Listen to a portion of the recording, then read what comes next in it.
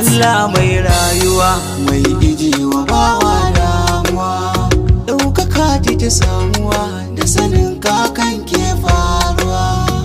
Allah mai garkuwa mai sanya ruhi rayuwa, mai sanya rai ya ji gatuwa in ya so ya samu shi nasuwa, sannan ya zubo ruwa a kasa tsirrai sai samuwa.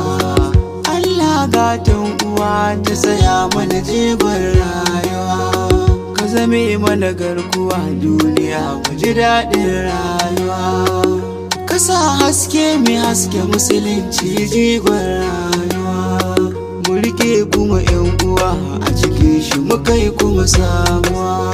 Annabi shi ne garkuwa ba kamar shi a faɗin rayuwa.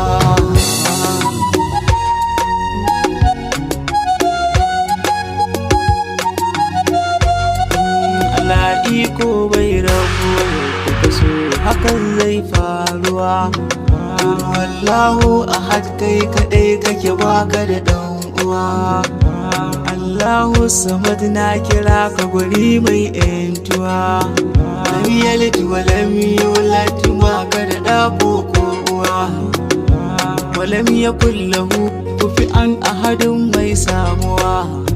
Jama'a kowa ya furga Allah na nan bai mutuwa, mu rage buri duniya sai mu samu daɗin rayuwa.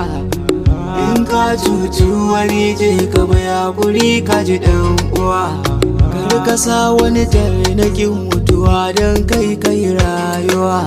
A yadda kake kafu wani duniya makaranta yan uwa.